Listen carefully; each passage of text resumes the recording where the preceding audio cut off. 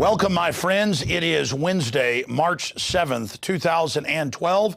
This is another edition of Infowars Nightly News. Investigative reporter John Rappaport is going to be joining us after the first break to talk about a host of issues, including the big bioethicist organization publishing papers calling for killing newborn babies up to the age of 3, saying the state is going to decide if you're a human being or not. They say killing even healthy babies is A-OK. That's coming up tonight with John Rappaport. Now, you know that Andrew Breitbart, who ran the alternative media empire, who brought down Acorn and some of the other criminal operations of Obama, you know that he had basically sworn that he would bring down Obama completely with new information he was going to bring out March 1st. But he died in the early morning hours of March 1st. Now, I said that day, it's very suspicious that within 2 hours of him, just recapping, dying at the hospital after leaving a bar with a few drinks and then collapsing at his home, according to witnesses, that they would announce it was natural causes. The coroners come out in the LA Times and said, 6 to 8 weeks, we're looking at foul play. We're looking at every base, covering all the bases is what he said, including foul play. Because this is obviously very suspicious because he said that day, for weeks, he was going to release this bombshell info. Now, today there was some big breaking news on this front, on several areas. I interviewed Eric Mancow Muller, and as the syndicated radio host was speaking, also Fox TV host, I was like, wow, how did I forget this? That he had called me 3 months ago and said, would you like to be on the biggest cable news channel? I'm not supposed to say which one, but it's pretty obvious. And would you like to do a show where you and Breitbart are my 2 people I talk to every day? Then I have other guests. And I said, yeah, they'll take Breitbart. He's already on there, but you know, not me. But I said, go ahead and try. Well, he's getting his show on there. He's done shows there before.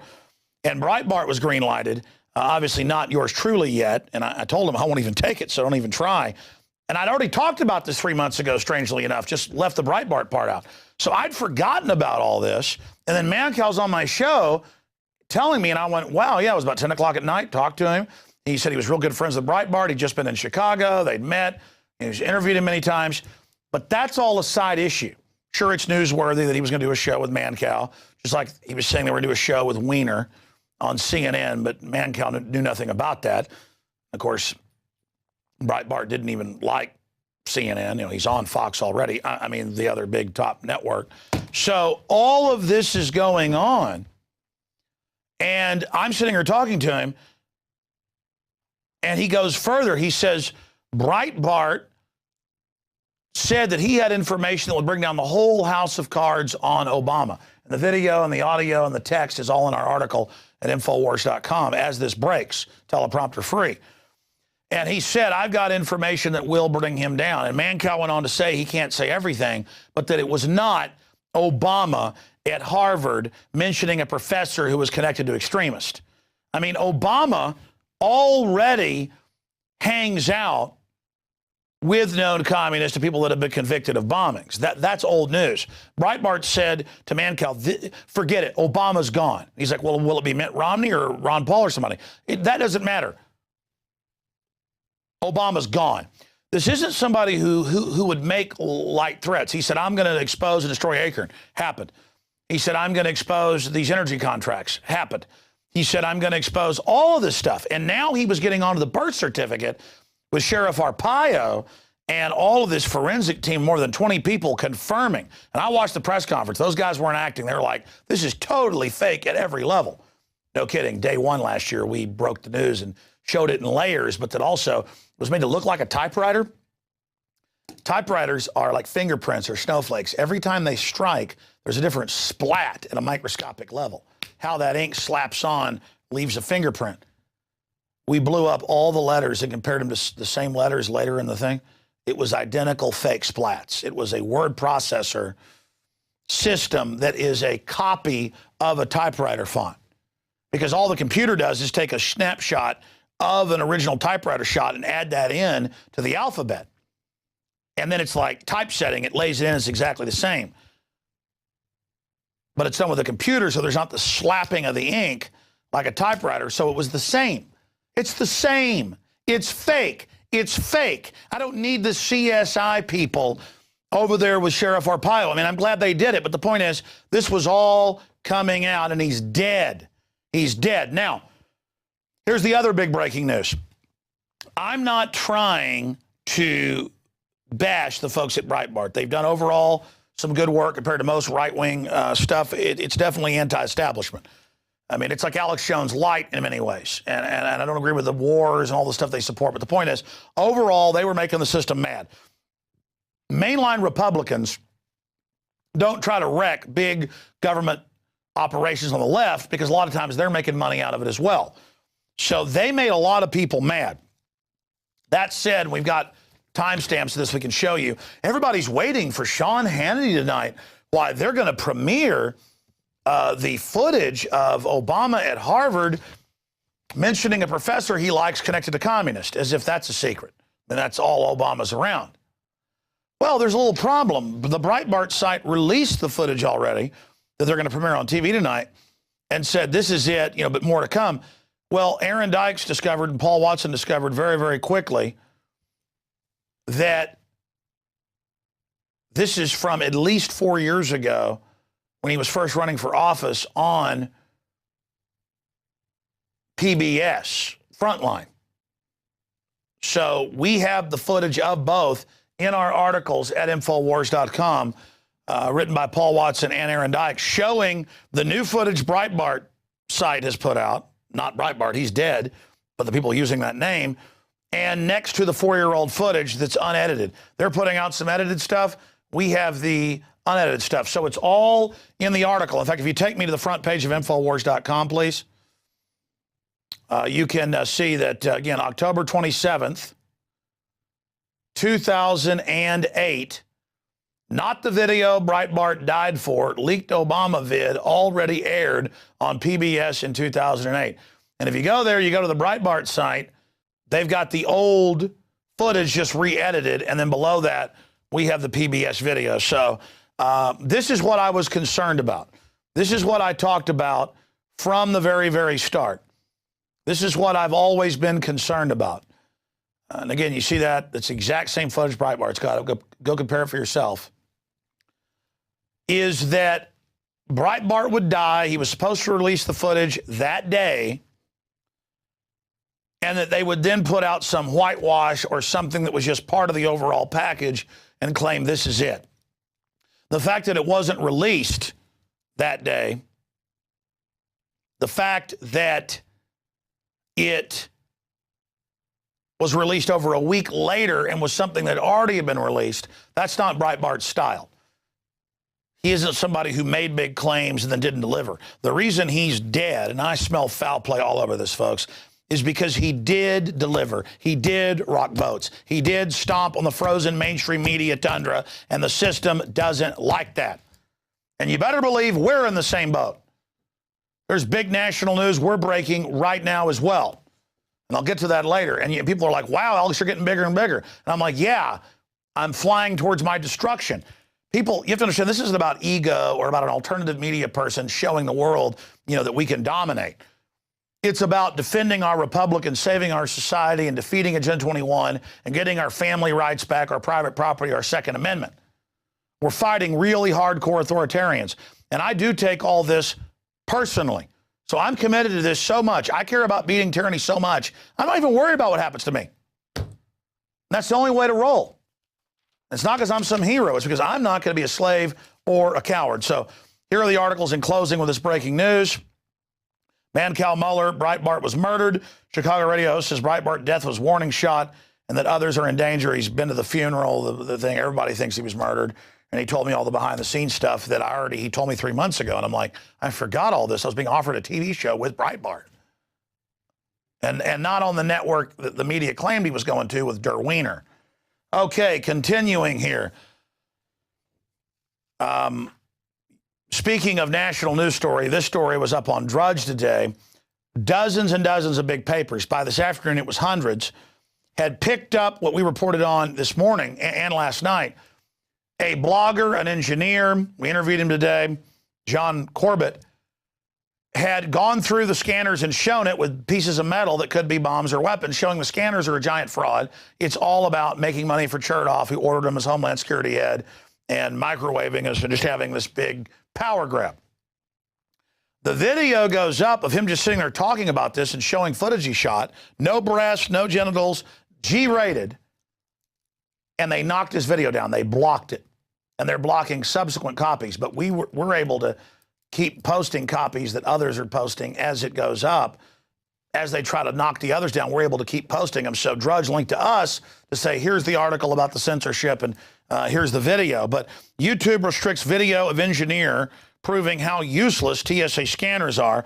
Man walked through radiation firing machines with metal objects, knowing he would be stopped, knowing he would not be stopped. So there is that report. And they're now censoring it, but that only caused it to blow up in their face because they tried to censor it. You can find the video at Infowars.com. Okay, we interviewed the DPS, as you know, the Texas State Police last week. And I've seen all these articles about local police, the state police with tanks, drones, predators under military control, checkpoints. And we go up and talk to them as they're launching these gunboats with high-powered machine guns to patrol our lakes and rivers. And they look at us and say, we don't have any plans right now for military joint operations, and we don't have any plans for drones. We've got a bunch of articles here on drones. And we also then had the Texas Guard and the Federal Guard, the National Guard, out at the Kite Festival this weekend in Austin. So Chief Arte Saveda, 3 months ago in studio here, said the sky would have to fall, literally, for there to be troops on the street. Well, did the sky fall, pal?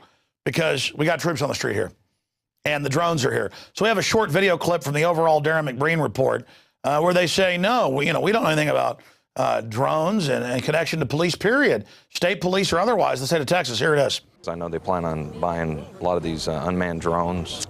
DPS is not that I'm aware of. The state is the state of Texas is not. We're not. Because there's like border patrol with the drones and all that. Border Patrol's federal. Well, but they're working with federal agencies. That's what I mean. So it'd be like Homeland Security, for example, is federal. Yet they provided a lot of the funding for these boats that are here in the state. You know. So that's why I was wondering if there's any, federal cooperation with these unmanned drones as well for border patrol and fighting these out of control drug wars. Yeah, I don't know. We don't have drones. Yeah. Now, whose drones we have access to, I'm not even sure. So there you go. Meanwhile, Texas cops hit obstacles in their own truck testing UAVs, drones coming anyway. And this is being broken down by local news, IT World, and others. 33,000 of them, many of them weaponized. Government takes our money, ships in the drugs, arrests anybody that doesn't launder the money with them, and then crashes drones into things, and then lectures us all day about how wonderful they are and how they're keeping us all safe. Again, drone crashes into SWAT team tank during police tests near Houston. But he didn't know anything about drones or anything. Continuing, this is some bad news out of Minnesota. Governor vetoes Cornish proposal.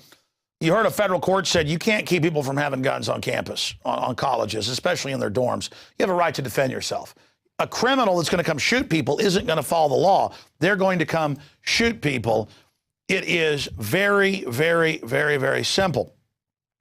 Now, expanding on that, this law would say we're going to stop arresting people that shoot people on their own property. Minnesota is so un-American. Good people up there, but run by commies and globalist thugs, that they were trying to pass a law saying in your home, in your car, if you're carjacked, in your mobile home, you can have a firearm and defend yourself if attacked.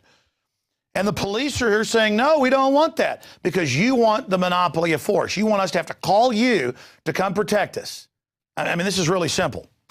Goes back to Rome over 2,000 years. You think the mafia just the last 100 years would come around for protection money, insurance they would call it? Pay me protection or somebody's going to burn down your grocery store? Pay me or somebody's going to burn down the store. Not me, not my cousin, but somebody. But if you pay me, I can protect it. Hire my cousin. He won't be here, but you pay him a check. You pay him the money. In Rome, over 2,000 years ago, Julius Caesar's family actually made money off this. the fire department would come around and demand tribute. And if you didn't pay them, when there was a real fire, they'd come fight it. But if you didn't pay them, they'd come burn your business or your block down. And Rome had all these ethnic minority groups in it. They had the Goths, the folks from Germania in one area, the Spanish in another, the Jews in another, Persians in another. I mean, Rome was super multi-ethnic. So, but everybody was in their neighborhood, just like, I guess, New York today. And so they'd come in and say, the Roman run thing would say, pay us all this exorbitant money, there's going to be a fire. And if you didn't pay, they burned you down. That's why Nero fiddled while parts of Rome burned, because people weren't paying him. He sat out there and fiddled. He was happy. You're going to learn to pay me protection money. And that's all this is. You call a cop when somebody's busting down your door. That's why I see articles every few days where some woman is in her house, calls 911, he's coming in with a gun and a knife. And 911's like, do not fire. Wait for police. Do not fire. And they go, he's coming with a knife. Oh, he's down. And they shoot him. And the police are like, how dare you do that? How dare you? Well, not the police themselves, but the bosses do. It's like, no, you only do that with us. You only call us to protect you. Now, I don't like getting into this subject because it really upsets me and lets me know how evil the people are we're fighting are. I mean, it just blows me away. But New York Post, you name it, they're all reporting. New York prostitution ring provided minors for wealthy elitist clients, including bankers, politicians, and lawyers.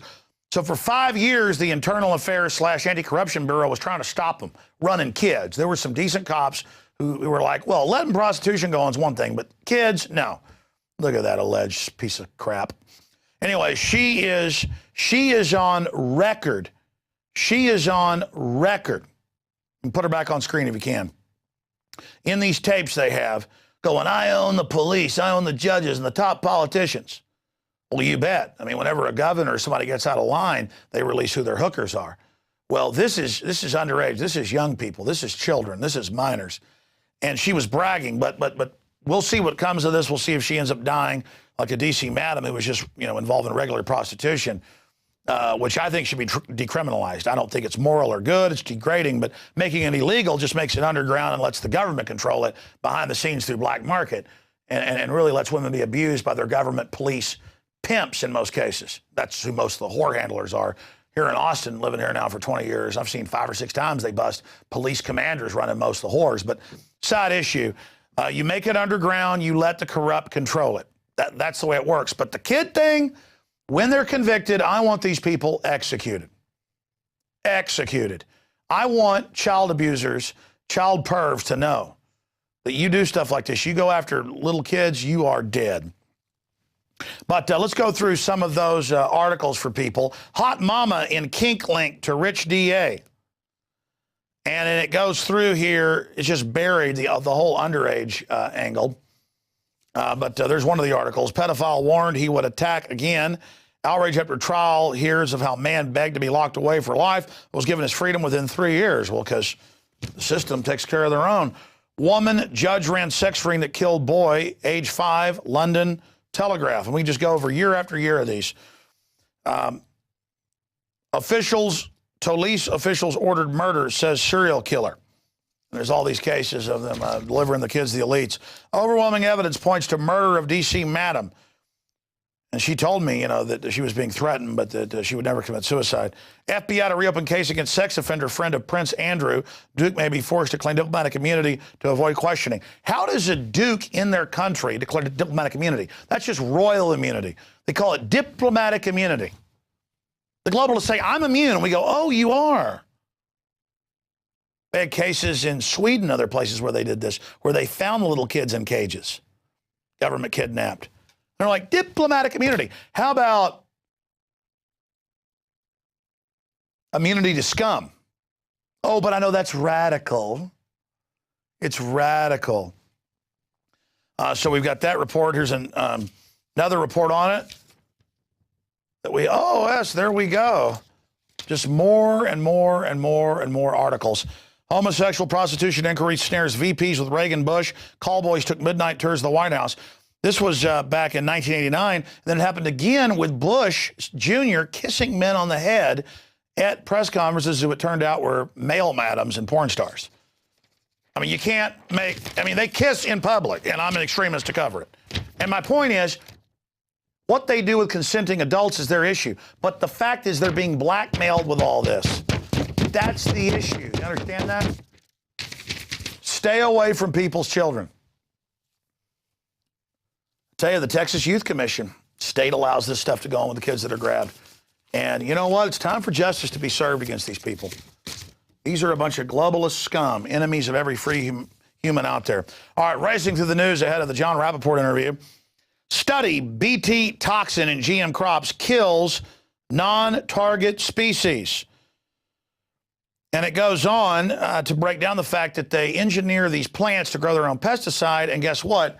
It's killing birds and bees and other insects and other life that aren't the main target of the toxin in it. No kidding. Like us, who are then eating the corn, eating the soybeans oil, eating the soybean protein, eating the cottonseed oil. I mean, it is just incredible. What is going on here? Shifting gears, Iran trying to build nuclear missiles capable of hitting London, Cameron warns members of parliament. Remember, we heard that in 2003. Tony Blair said they're going to launch nukes. They're going to launch nukes at England in 45 minutes. We've got to attack. And of course, there were not nukes in the country. All right, that is Iraq. Now for the quote of the day. Martin Luther King, I become convinced that non-cooperation with evil is a much more moral obligation as is cooperation with good. Again, I've become convinced that non-cooperation with evil is as much a moral obligation as is cooperation with good. Martin Luther King. Absolutely. It's very simple. Evil men and tyrants when good men and women do nothing. Thomas Jefferson, George Washington both gave similar quotes. All right, great job of the crew in the news segment. We're going to go to break, and we're going to come back with John Rappaport, who is just an amazing investigative journalist on a host of issues, including the group that advises the government saying the state has a right to kill children up to age 3, even if they're perfectly healthy. See, first we were like, don't kill the mentally handicapped kids because, next it'll be everybody. And it's wrong to kill them too.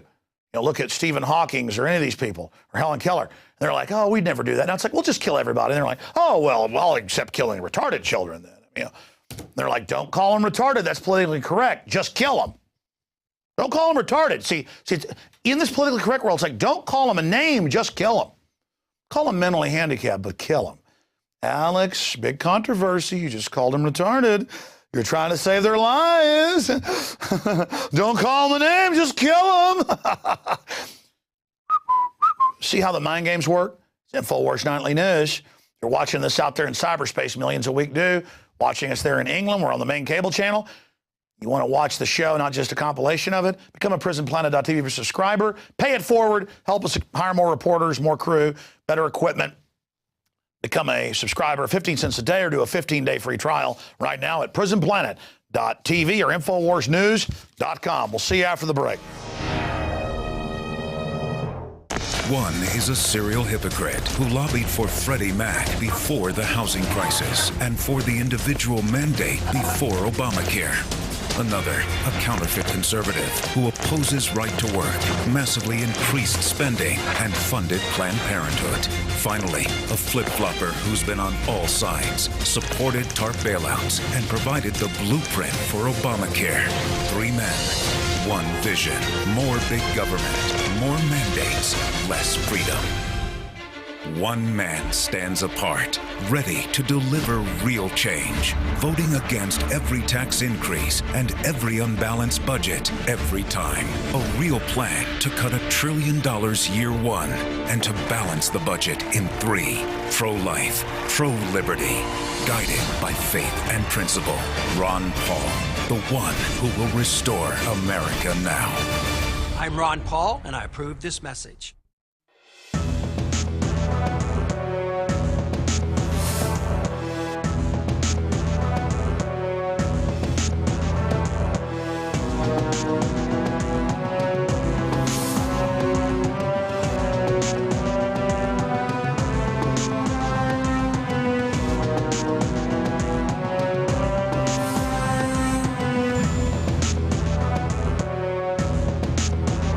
And it's time to get out of the comfort zone because these people aren't playing games.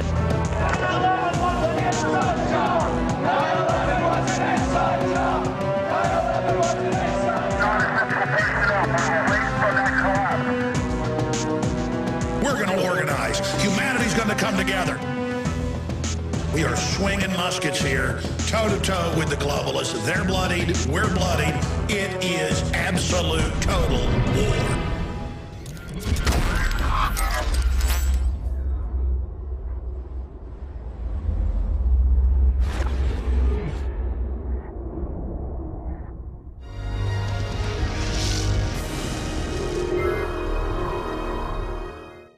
Welcome back to this Wednesday, March 7th, 2012 edition of Infowars Nightly News. We're about to be speaking with investigative journalist par excellence, John Rappaport, and trying to even go over his bio is amazing, from national television, Nightline, writing some of the biggest publications in the country, CBS Health Watch. He's just an amazing political mind.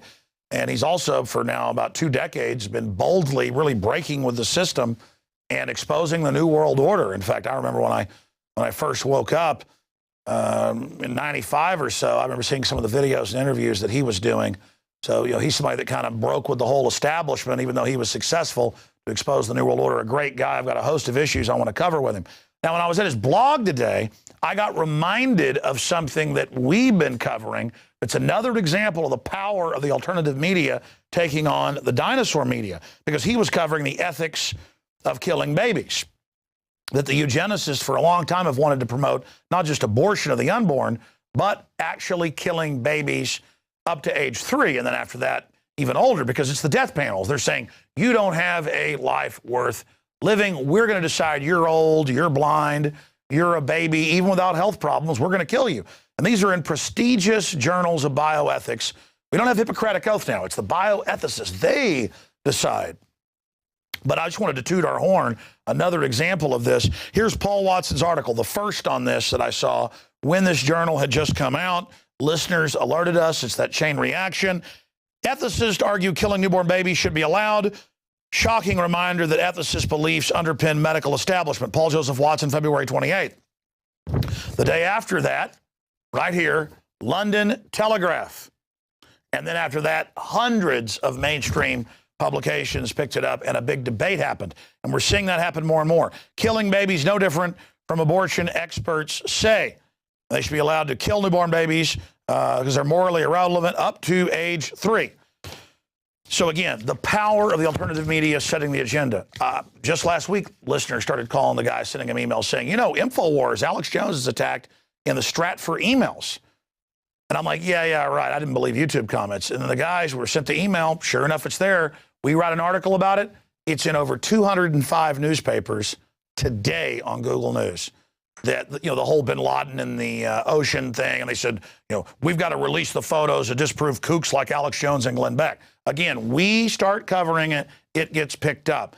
And I remember John Rappaport talking about that more than a decade ago. As we came towards this point, as people awakened, what would the establishment do? And we're now there. So I want to talk with John today about the awakening that he predicted and what woke him up, and then tie it in to what's happening with the awakening to health freedom, but the system striking back. John, thank you so much for coming on with us. Hey, great to be here, Alex. There's a lot going on, but the basic awakening, what can you say about that? Well, as you say, 10 years ago, I started seeing this, flood starting, where people were beginning to ignore major media, publishing articles, doing research on subjects that I had been interested in for 10 years before that. And I was just floored. And then the trigger effect, it appears here, it appears there, it appears here. And pretty soon, in a sense, we've got major media boxed in, because here's the story, ethics of killing babies. In fact, I think I read it first on Infowars, now that I think of it. And then I went to the study itself. I read that and published a piece. We've got them boxed in more and more because they don't know how to get out of where they are.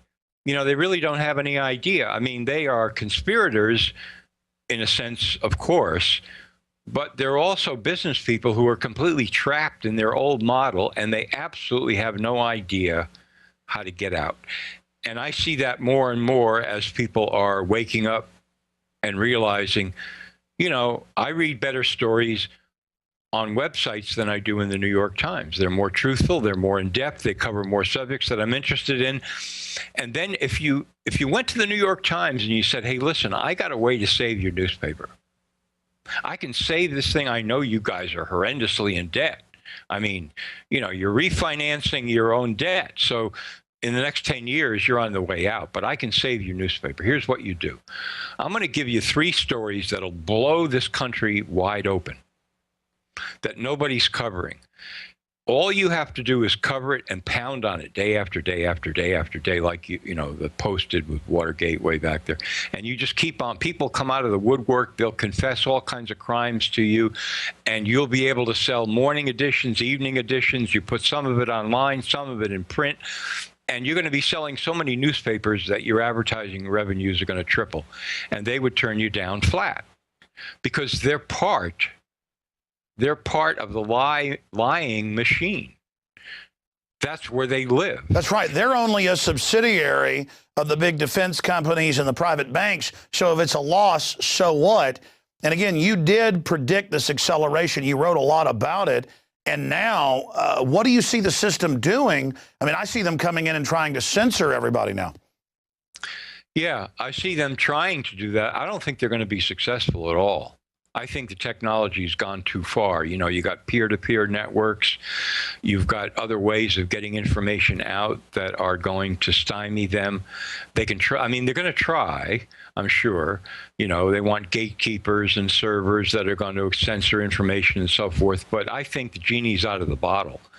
And by the way, just to toot your horn again, I just said 10 years as a vagary. It was like 15, 16 years ago that I saw your writing online, the TV shows you were doing that were leaking out. What made you go from PBS shows and CBS and The Village Voice and, I mean, just hundreds of things, Spin Magazine, LA Weekly. What made you early on start ejecting from the establishment media? I mean, I know you're an accomplished artist and, you know, have a lot of other careers as well, but I see some of it there in the background. That black and white yours, isn't it? Yeah, it is. Beautiful stuff. Thank you. What made you start? I mean, you're one of the first to really start the exodus. Why? Because I started trying to put things together. You know, you operate the same way. You cover 16 different stories and you say, well, look, I mean, there's connections here. So I was covering medical scandals, political scandals, corruption at all levels in government and medical areas, education, what have you. And so, you know, I started talking to editors about this. You know, just conversation. I said, don't you think that people are behind this kind of thing? I mean, do you think it's all accidental that all this is happening at the same time? Don't you think there are people who want to control society? And man, they ran screaming into the night. You know, all I had to do was just even bring it up, and they ran screaming into the night. They didn't want to have anything to do with me or those questions. They said, look, we got assignments for you. You want to fulfill the assignments, that's great, but we don't want to talk about this at all. It's just out of our league. It's all speculative, whatever. And I said, well, it might be, but I want to get in there and do some research on it. And I began, of course, reading books and so on that offered answers. And I found that at every turn, when I pitched stories that had to do with the basic question, who's running the show? You know, who is it? Is it Rockefeller? Is it, you know, Bilderberger? Is it the Council on Foreign That's what Relations? good old-fashioned muckrakers always did. Yeah, that was my idea. Well, this is in the great tradition of muckraking. I would run into people, editors, who would say, we don't want any part of that. Forget it. We don't want to publish anything about it. We're not interested in it. It's not real news. You know, you're going crazy. If you keep on in this way, you won't get work and so on. So I just decided, okay, that's it. Forget it. I'm just going to quit, go off on my own, and continue to do my research, because that was the thing that fascinated me about the whole business to begin with, to get in there and find answers to questions that you really have. That's why I got in there. Sure, if it's not fun and not passionate, I have to tell my crew, and a lot of them are folks I just hired out of TV and print who were just, you know, journalists or reporters or researchers, and now I have to make them go home. And I'm the same way, because it's so addicting to want to know the truth. And throughout history, we've known there's been elites, And this establishment line of saying you're crazy, when everything we've talked about, global governance, all of it, it's all happening, and they're still using the same line, you're crazy. That isn't working with the public anymore. What's your take on that? Yeah, you're right. It's not working, you know.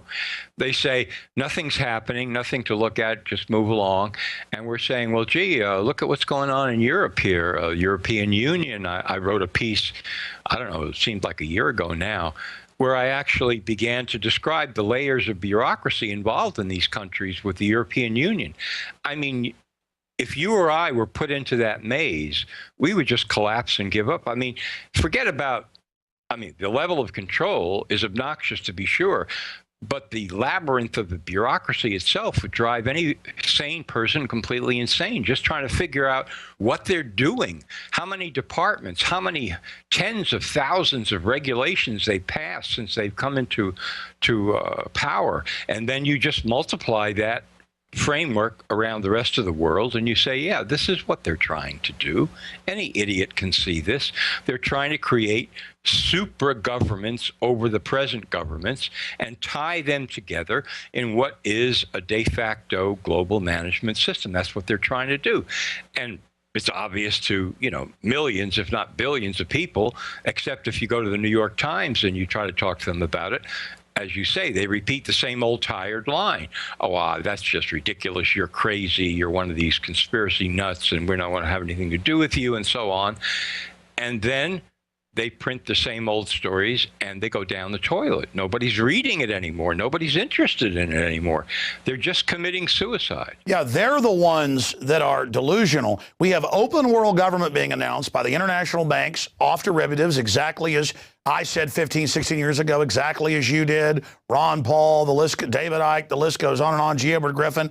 And we're spot on because the globalists actually write white papers, as you know, but for the audience out there that may be watching the first time, admitting all this. I mean, isn't it really an open conspiracy? That's what makes it such a joke. I mean, even as they're admitting global corporate government right now, taking over Europe and other parts of the world, simultaneously, ADL, Southern Poverty Law Center, Media Matters, George Soros are churning out articles saying we're crazy to talk about it.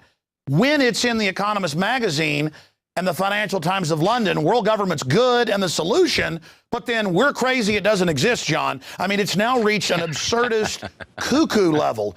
Yeah. How do you see this coming down? Yeah, it has reached that level. You know what? They're trying to say, yes, this is what we're creating, and it's good. You see, I mean, that's essentially what they're saying. It's a good thing that we're doing. So if you're going to talk about what we're doing and say it's bad, then we're going to deny that we're even doing it. I mean, it doesn't make any sense. It's completely insane. They're completely insane, but that's kind of the attitude that they take. Well, in order to make this world a wonderful place for everybody, we have to have government corporate connections and partnerships and so on. And that's exactly what we're doing. And we're going to keep on multiplying these until we save the world. By bombing Libya, putting al-Qaeda in charge, and it's an admitted hellhole. Yeah, exactly. Exactly. And that's where we come in. We knock on the door and say, what did you say about saving the world with this scheme of yours? Can we get the details on how this is, you're the Messiah and you're actually saving the world? Could we talk? No, it should be obvious to anybody. That's their attitude. So they're going down with their ship. I mean, they are going down with their ship. The European Union is falling apart at the seams all over the place in so many different respects. It's just insupportable.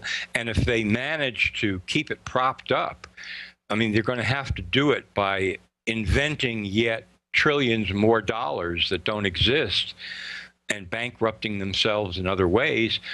The whole thing is going down. It's going down.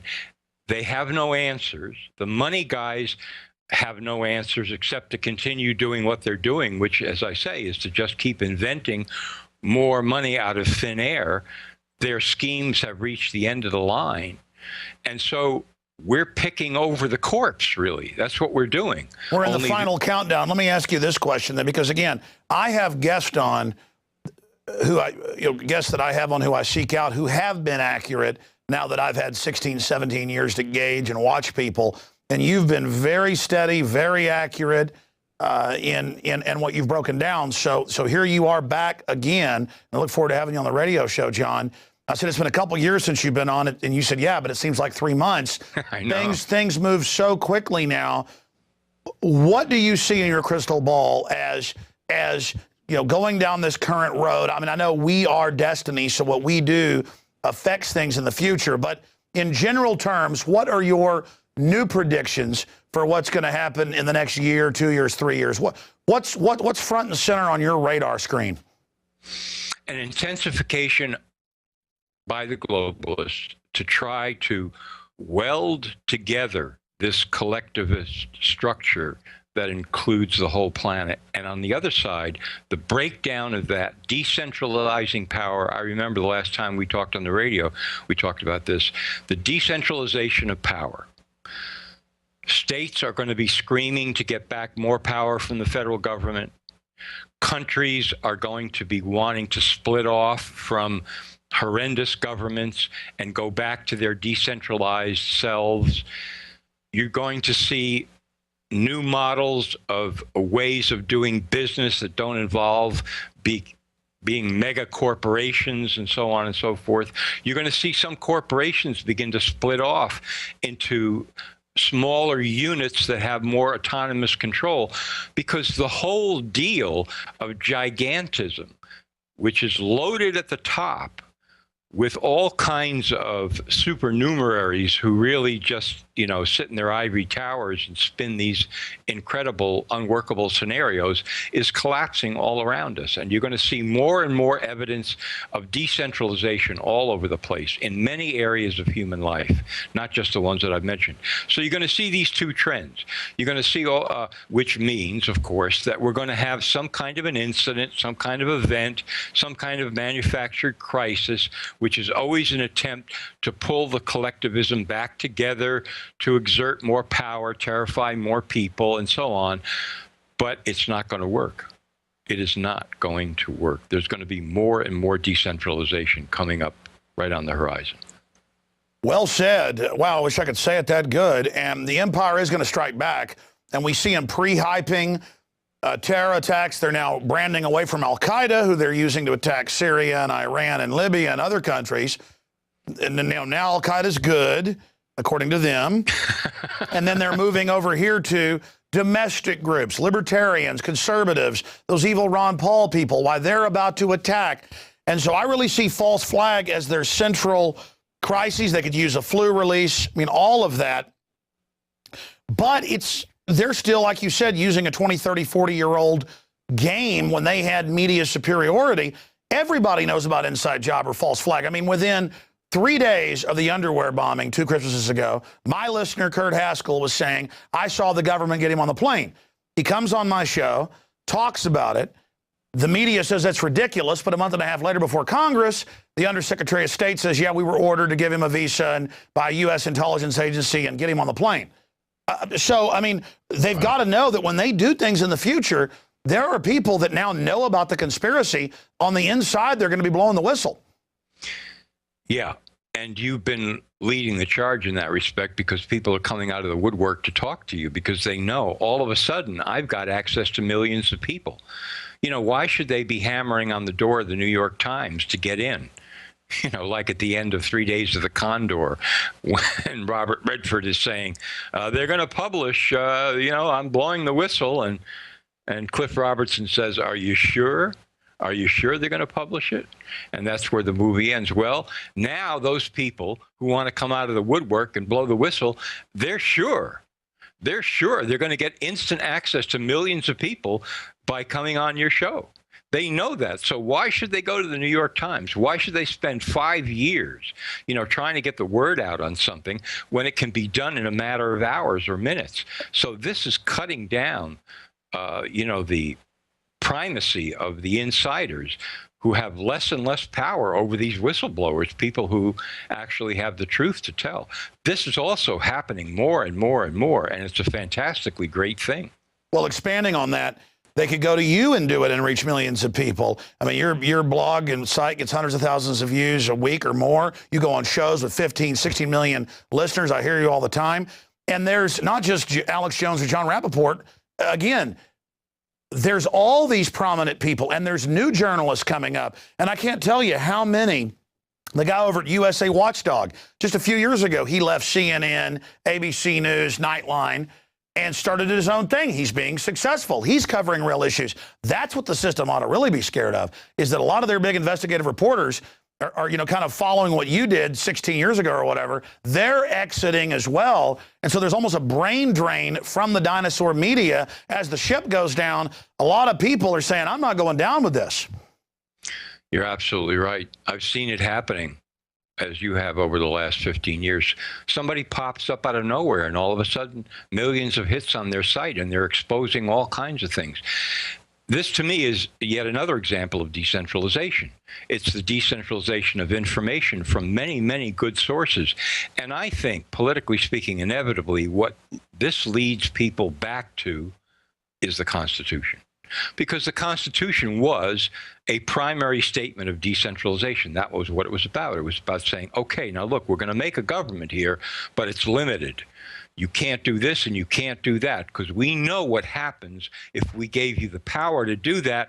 We've got the experience of Europe and the monarchies and the church and all of that behind us. We don't want that anymore. So as more and more people decentralize, I don't care what they say they are politically, my belief is they get closer and closer to going back to the basic fundamental constitutional principles of the Republic, which is you're free as long as you don't interfere with anybody else's freedom. That's the way we're operating. And that's the revelation that more and more people are experiencing as this egg of informational brainwashing cracks in so many places, and the truth comes out, and people see so many centers of corruption and conspiracy. They say, wait a minute, we can't sustain a society like this. We have to get back to something else. What is it we want to get back to? And they find their way back to this idea. I want to be free. I don't want to interfere with anybody else's freedom, and I don't want them to interfere with mine. I think we can run things on that basis. Exactly. And that's why the system's so scared of Ron Paul and has clearly cheated him in the election. I want to get your take on that. But John, you talk about decentralization. Here's another example. They can't just kill a John Rappaport or an Alex Jones, because there's now hundreds of people as prominent as we are, thousands who are almost as prominent, hundreds of thousands becoming prominent. I mean, the decentralization is just beginning. That's got to scare the system. But that's why I bring up Andrew Breitbart. I have talked to Eric Muller, syndicated radio host, 3-4 months ago. I even forgot to make this point till he was on my show today and said, Alex, don't you remember? He has a new show coming out on a big cable network. I'll leave it at that. He said, I want Andrew Breitbart, who's already signed on, to be a co-host, and I want you. And I said, well, there's no way that network's going to have me, so don't even entertain it. And he's still fighting for me to be on the show, even though I've told him it's not going to happen, even if he frankly offer it to me. But the point is, he said, yeah, Breitbart's got this incredible bombshell coming out that's going to destroy Obama. This is like 3 months ago, but he won't tell me, and I told him they're going to kill you. Now, I remember this phone call today while he's telling me about it on air. I had him on about Breitbart because I knew they were friends, and this is one more of those phone calls. And even though Eric Mancow Muller's a real guy, I'm still hear lots of stuff about I'm gonna have a TV show or whatever, on the dying dinosaur media. Though that dying dinosaur is still the healthiest and the biggest of them all. He didn't want me to say which one, as if it's not obvious, where he's already had a show before. And he's telling me all this, and then you've got now Breitbart, the site has released a thing that we've confirmed was already in a Frontline thing years ago, some milquetoast deal with Obama in college talking about a professor who knew some radicals. What I'd heard from Mancow and others behind the scenes was this was Obama at communist meetings. This was Obama talking about overthrowing America. And I predicted he was going to release that footage March 1st. He dies in the early morning hours of March 1st after 2 glasses of wine at the local bar he went to almost every night when he was in town, right by his house. 2 glasses with friends and people sitting at the table. He'd talk to anybody. He goes out, he drops dead, and I said, okay, they announced it was natural causes without a coroner report. That's always a big sign in 2 hours. Right. No, I'm ranting, but just the background for new viewers. Then he was going to release all this March 1st that day. He was going to go after Obama. It's just too obvious. And then I forget, whoa, he was going to have a TV show as well. I mean, I think this is a shot across the bow. My guts, everything tells me that this is very suspicious. But the fact that he told Mancow, Eric Mueller, I've got stuff that will destroy Obama. And he's like, what is it? And he goes, it's so bad, he's going to be gone. He goes, well, who's going to be, Romney or Paul? That doesn't even matter. When I release this, he's gone. Now today they released this super boring video. Yeah. I smell a big, giant, stinking rat. I think they got pressured, and I think they've released crap. I can't imagine that what Breitbart was talking about releasing was this stuff that I just saw a part of here before we went on the air. I mean, he's not that kind of a guy where he would say, look, I've got something that's an absolute blockbuster here, and then it turns out to be dishwater. That's not him. The thing that I think made them so afraid of him was that he was a jokester. You know, no, he would pull stunts, as we all know. He would send people in to videotape other people. He had a sense of the fluidity of media the way it is now, and how quickly you could get information out there if you could get it on tape. And as his imagination began to work, and I remember the last time we talked on radio, we talked about this too. Here we are. Use your imagination. There are millions of ways of getting this information out and showing the truth, and at the same time illustrating what fools and buffoons in many ways we're dealing with here. And that's the touch that this guy had, because he had fun.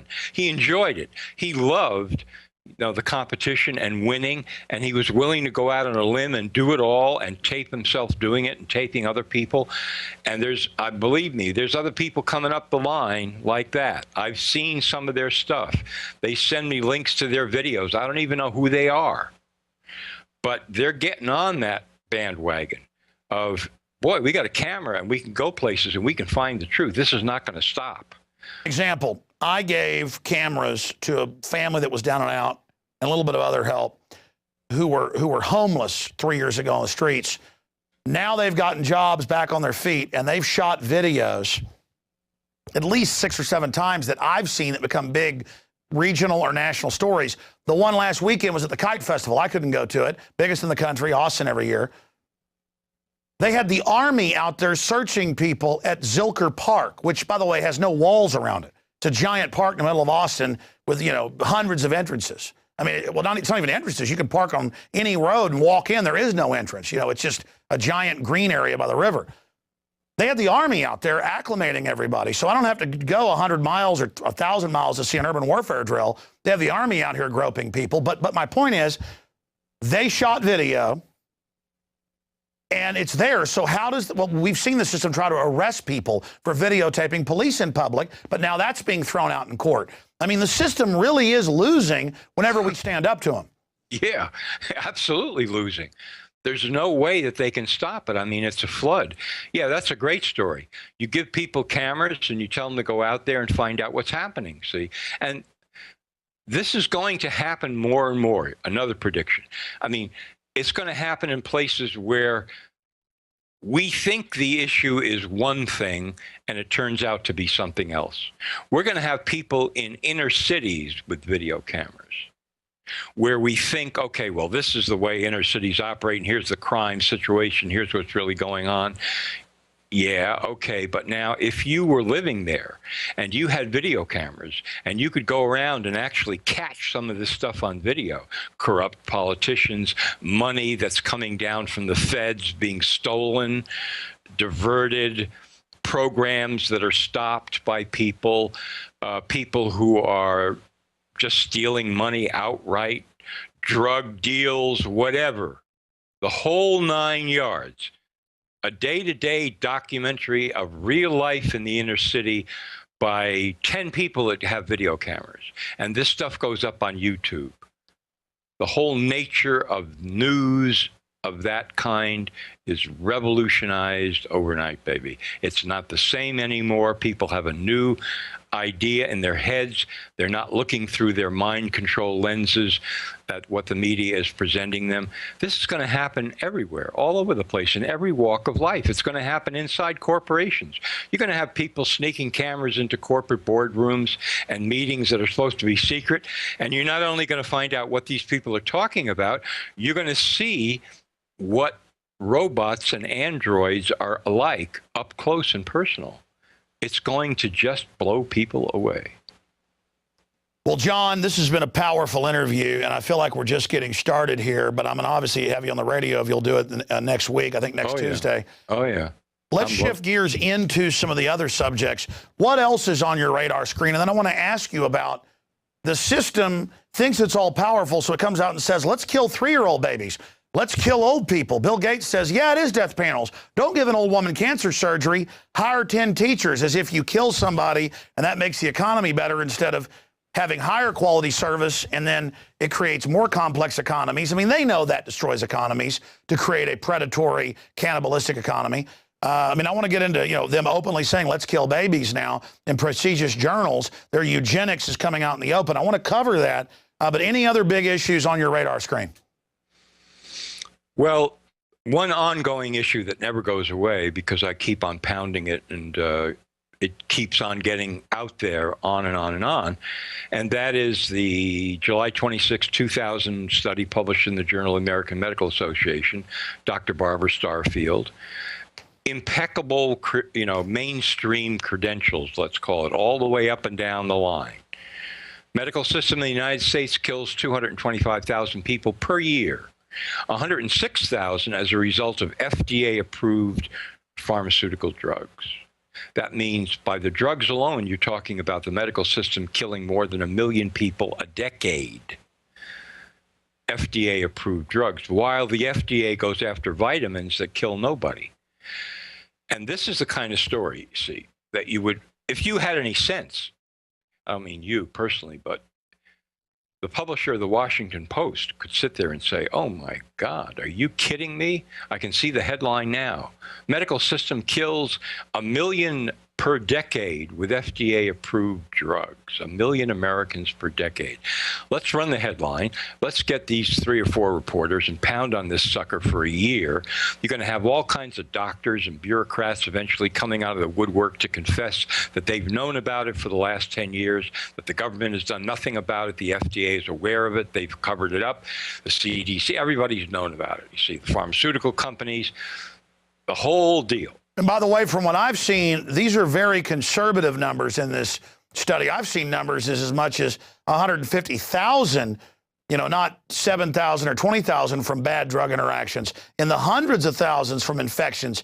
I mean, it's becoming epidemic. I can't tell you how many friends I've had who are young, middle-aged, old, whatever, who go in for a minor surgery and die of an infection.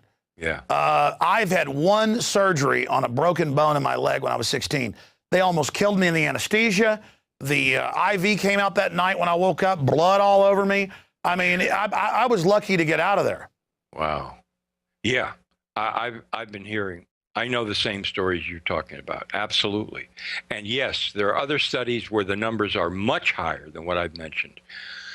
The reason that I harp on this particular study is it's done by one of their own, published in their most prestigious journal. And here they publish it and then they pay no attention to it and they do nothing about it. Yeah, they're saying give up all our rights and let TSA stick their hands down our pants because a couple hundred get killed a year from terror, even if it was real. We know it's manufactured, most of it. And then meanwhile, just ignore the giant elephant in the room of all these big issues like out-of-control healthcare. Yeah, I mean, we're killing, the medical system's killing 2.25 million people per decade if you take into account medical drugs plus what goes on in hospitals. 2.25 million people per decade. So how many plane crashes into the Twin Towers would it take to get to those figures? And this is going on all the time, day after day, night after night, on and on and on and on and on and on. And, I've got in my head conversations I've had with reporters, editors, all kinds of people that I've alerted to this and their responses to this and why they, wriggle off the hook and refuse to even investigate it or look at it and so on. Well, okay, that's fine. That's what they want to do. This story is going to get out one way or another, and it's going to get to the point where it's just overwhelming. It's overwhelming, you see. And then what's going to happen is all these people that are thinking they're covering it up are going to suddenly be on the defensive. That's a whole different position. Well, we didn't know, yes, and I didn't think, and I was told, and blah, blah, blah. Yeah, we got you nailed down right here. In fact, we're videoing you as you're tap dancing right in front of us. I'm going to put up on YouTube in the next 3 seconds. See, I mean, they're done. This story is going to get out. And when people wake up in America and say, gee, the medical system's killing 2.25 million people per decade. Wow. And they hear that over and over and over again. Don't you think that this is going to cause people to realize that they've been brainwashed on many different fronts, not just this front? Well, if that's true, what else is true that I don't know about? Well, sodium fluoride, mercury in vaccines, it goes on. And that dovetails with the fact that the average doctor is brainwashed like the public. But we know that the Rockefeller Foundation and others that took over medicine in the last 100 years in this country and worldwide now, with a standardized modern Western medicine, they got rid of the Hippocratic Oath, all of it. We know it's about population reduction. We know it's about treating symptoms that they basically engineer and foster. And that gets to our last point, how we started killing babies to save money, even if the baby's not sick or didn't even have a mental problem. Yeah, they're skipping. I mean, it's bad enough to kill a Down syndrome baby because we always said next it'll be other babies. Now they're just skipping all that and saying, yeah, kill old people and kill healthy kids up to the age 3. Then it'll be age 10. I mean, it's so over the top. Your take on the eugenicist? Completely over the top. Doesn't matter why. According to this paper published in the Journal of Medical Ethics, the one we're referring to here, the mother could say, well, not really interested in this baby, so let's kill it. Okay, no problem. Or the government could step in and say, well, we've got a certain index here, standards, blah, blah, blah. And so you're going to die, kill this baby, not that baby, this one over here. All of this, these authors are saying, is fine. You don't even need a reason for it. The baby can be completely healthy. They call it after birth abortion. And they say that the reason that it's okay is because, of course, setting themselves up as the authority, the person, this is not a full person yet. This is not yet an actual person who is aware of goals in life and their interest in striving to attain those goals. Therefore, they're not really people. Therefore, they can be killed. That's their standard. That's what they do. And this is in a prestigious paper, and it turns out they're just regurgitating what Peter Singer, the head of the Princeton department, all of them. This is the idea that boards decide if you live, and that's the death panels that Bill Gates admits are real. But again, if we don't like his death panels, they don't exist, we're crazy. But the cover of Newsweek, the case for killing Granny, shows a plug pulled out of the wall. Exactly. Exactly. They are bringing on this, trying to bring on this sense in society where people just say, well, okay, I guess it's all right, you see. It's a program, a propaganda program of planting stories in the public mind, one more ridiculous and insane and unbelievable than the next, to the point where somebody, Joe Q. Public is supposed to say, wow, I mean, I would believe anything now. And then this story comes out about killing babies, and he would just say, yeah, it doesn't surprise me at all. And he would just go about his merry day. Exactly. They call it moving the Overton window, as I know you know. They'll do something really wild and radical so that now things that are still really radical don't look as bad as the insane thing. I mean, next it'll be, the bioethicists say, murder your children with baseball bats is not wrong. And then you're like, well, it's not bad to kill babies then. I mean, if you don't beat them in the head with a baseball bat. And then they've got the public so disconnected. I'm now seeing reports of people, who live on the edge of town but have a rural home, and they'll shoot a deer on their property and be gutting it in their front yard. And the police are called and they go to jail for animal cruelty. And there's no law against what they did, but the jury's so dumb, they go to jail. That's right.